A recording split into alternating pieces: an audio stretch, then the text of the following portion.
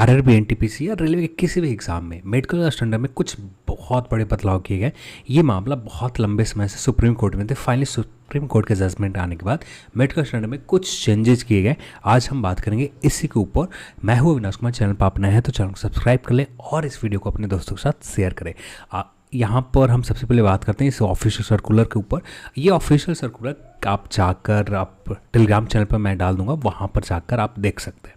ठीक है, तो यहाँ पर सबसे पहले यहाँ पर मेडिकल कैंडिडेट लाइसेंस सर्जरी जो लोग करवाते हैं उनके लिए, और यहाँ पर ये मैटर मेडिकल फिटनेस को लेकर कैंडिडेट यहाँ पर लाइसेंस सर्जरी जो केस नंबर है, सुप्रीम कोर्ट केस नंबर यहाँ पर दिया हुआ है।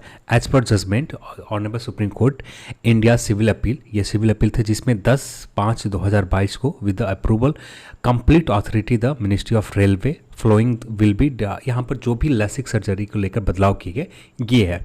यहाँ पर जो लोग भी लैसिक सर्जरी करवा रहे हैं, ठीक है, वे A1, A2, A3 यहाँ पर तो अनफिट रहेंगे, पर ऐसे कैंडिडेट जो B1 और B2 में पहले की बात करें जो पुराना रूल था, वहाँ पर ये रूल थे कि आप B1 और B2 में तो डिस्क्वालीफाई हो जाएंगे।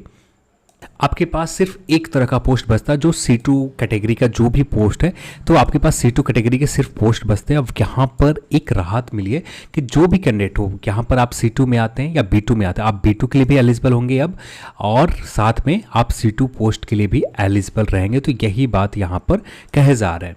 तो यहाँ पर देखें तो वैसे candidate subject of flowing criteria आपको मेट करना पड़ेगा। यदि ये क्राइटेरिया आपको फुलफिल कर पाते तब भी जाकर B1 और B2 मेडिकल स्टैंडर्ड आप क्लियर कर पाएंगे। नहीं आप फुलफिल कर पाते, ये टोटल 5 क्राइटेरिया दिए गए, अब ये 5 क्राइटेरिया पूरी तरह से फुलफिल करते हैं तब जाकर होंगे।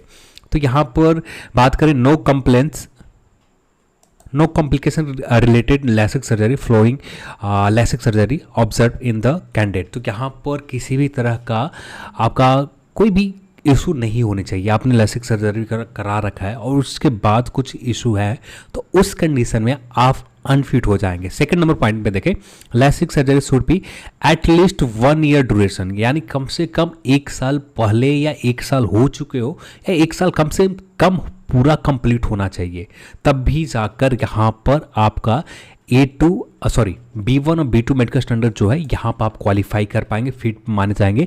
नहीं तो आप यहाँ पर फिट नहीं माने जाएंगे।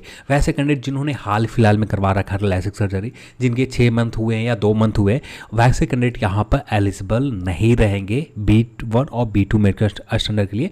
जिनका 1 ईयर से ऊपर, कम से कम 1 ईयर पूरा हो चुका है, कम से कम 1 ईयर चाहिए, 1 ईयर आपका पूरा हो चुका है, तो आप यहाँ पर B1 और B2 मेडिकल स्टैंडर्ड के लिए भी आप यहाँ पर एलिजिबल रहेंगे। फिर आगे की लाइन में देखें, यहाँ पर जहाँ पर भी आपने सर्जरी करवाया था उसका एक सर्टिफिकेट जो होगा, उसका जो मेडिकल रिपोर्ट होंगे, ये रिपोर्ट भी यहाँ पर चाहिए। सर्जरी का किस तरह का सर्जरी हुए थे, कैसा गया था, ये सारे रिपोर्ट आपको मांगे जाएंगे और ये रिपोर्ट ऑब्जर्व करने के बाद, देखने के बाद यहाँ पर आपको फिट है या नहीं फिट है ये बताया जाएंगे। अगले पॉइंट में आए, रेजिडुअल कॉर्नियल थिकनेस एक मेडिकल टर्म होंगे जहां पर बताया जा रहा है कि 425 माइक्रोन से लेस देन 425 माइक्रोन से कम नहीं होना चाहिए। इसको लेकर मैं यही सजेस्ट करना चाहूँगा, आप जहाँ पर लैसिक सर्जरी करा रखा है 1 साल के आपके ऊपर हो चुके हैं, तो आपका जो रिपोर्ट होगा तो उस रिपोर्ट में आप जाकर देखें तो वहाँ पर बहुत सारे बेसिक जानकारी लिखे होते हैं। आप एक बार पढ़ें, 425 माइक्रोन से लेस देन नहीं है तब जाकर या आप B1 और B2 मेडिकल स्टैंडर्ड के लिए आप एलिजिबल यहाँ पर रहेंगे।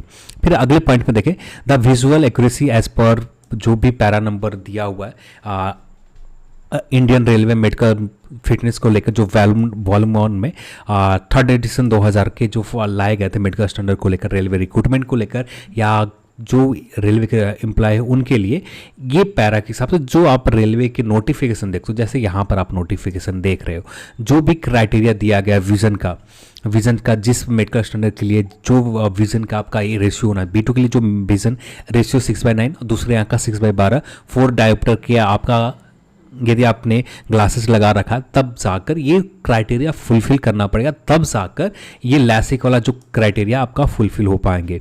तो यहाँ पर लैसिक सर्जरी आपने करवा रखा है, पर जो B2 स्टैंडर्ड का मेडिकल क्राइटेरिया है ये भी आपको फुलफिल करने पड़ेंगे, तब जाकर यहाँ पर B2 या C2 के लिए, वैसे तो C2 के लिए सबको एलिजिबल होते हैं लैसिक सर्जरी करवाने के बाद भी।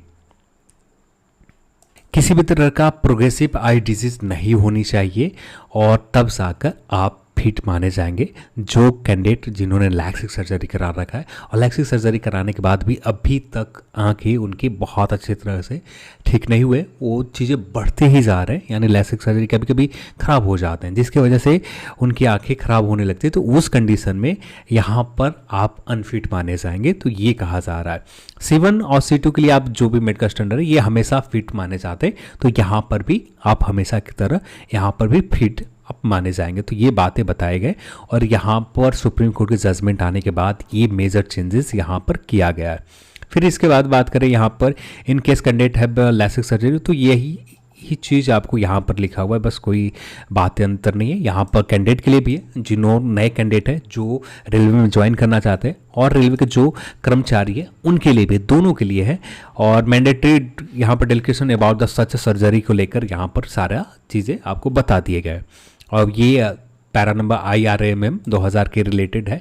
तो ये चीज़ बदलाव बहुत मेजर बदलाव है और सभी के लिए एक राहत की बात है। हाँ, उन कैंडिडेट के लिए स्पेशली जिनका 1 साल से ऊपर हो चुका है वे लोग यहाँ पर लाभ उठा सकते हैं। अब बात कर लेते हैं NTPC के DV के रिजल्ट को लेकर। तो यहाँ पर लगातार कमेंट आते रहते हैं कि DV के रिजल्ट कब तक आएंगे। उससे पहले एक बात लगातार एक आप सभी लोगों ने एक RTI भेजा था, तो फाइनली इसके ऊपर बात कर लेता हूँ। तो यहाँ पर RTI है 2005 के 10 अगस्त 2022 से प्राप्त फाइलों के आधार पर यहाँ पर CBET में RRB बिलासपुर में कितने कैंडिडेट उम्मीदवार ने बुलाए गए इसकी जानकारी यहाँ पर दिए गए और किस कैटेगरी में कितने कैंडिडेट ने पार्टिसिपेट किया था इसका विवरण यहाँ पर है।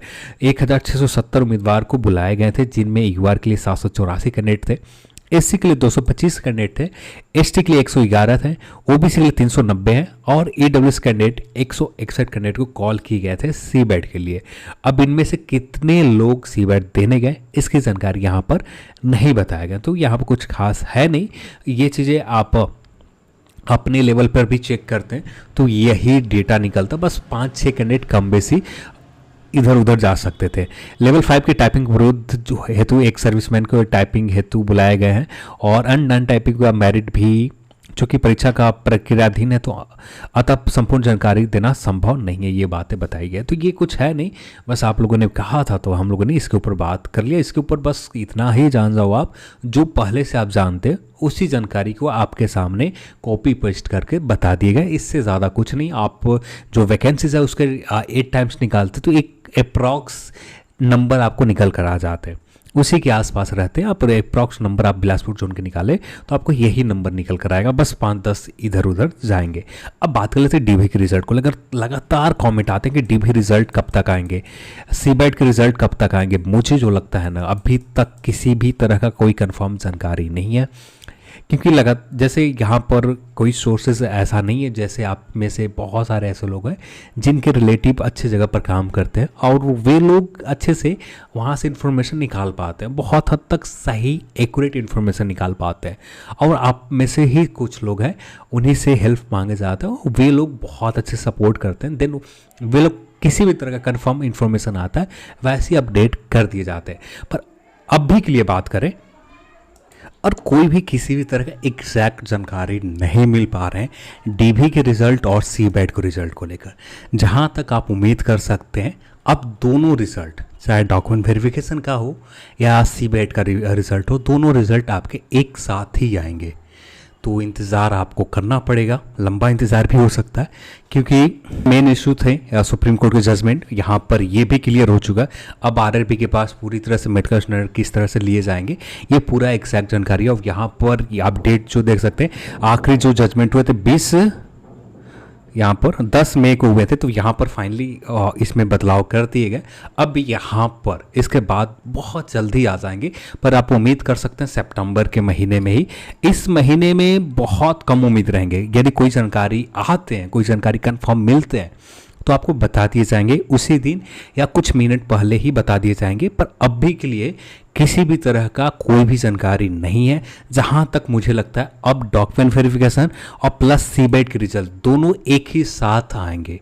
आपका जो लेवल 6 का रिजल्ट है और बाकी लेवल के भी टाइपिंग जैसे ही हो जाते हैं 27 अगस्त को 27 अगस्त को आपका टाइपिंग हो जाएगा। 27 अगस्त के टाइपिंग के बाद ये भी रिजल्ट बहुत जल्द आ जाएंगे। ये शायद आप उम्मीद कर सकते हैं सेकेंड वीक ऑफ सितंबर के महीने में, जो हो सकता है 12 से लेकर या लास्ट सेकेंड वीक हो जाए या सेकेंड वीक या स्टार्टिंग में तो बहुत कम उम्मीद रहेंगे, जहाँ तक उम्मीद रहेंगे लास्ट है, यानी 14 सितंबर तक, 12 सितंबर के आसपास या 10 सितंबर, जो भी डेट निकल कर आ जाए, आगे चलकर ही पता चलेगा। पर अभी के लिए कुछ भी पता नहीं चल रहा है और ना ही किसी तरह का एग्जैक्ट जानकारी मिल पा रहा है, तो कुछ भी ऐसे ही बोलना सही नहीं होगा। हाँ, इंतज़ार करना पड़ेगा। जहाँ तक अब जो लग रहा है ना, आपका डॉक्यूमेंट वेरिफिकेशन प्लस सीबेट के रिजल्ट दोनों साथ ही में आएंगे, क्योंकि आरआरबी इतना कैपेबल है किसी भी सीबेट के रिजल्ट को जोन वाइज डालने के लिए मुश्किल से 1 वीक लगते हैं पूरी तरह से आगे एक्सेल सीट को अलग करके सारे वेबसाइट के ऊपर डालने के लिए 1 वीक से ज़्यादा नहीं लगते। यहाँ पर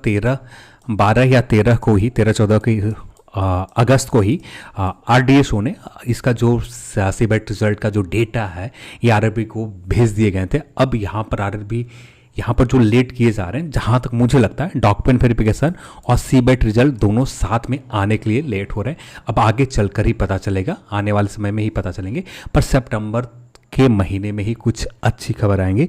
इस महीने में उम्मीद अब भी के लिए बहुत कम है। तो चलिए आज के इस वीडियो में इतना ही, और इस वीडियो को देखने के लिए आपसे बहुत बहुत धन्यवाद। जय हिंद।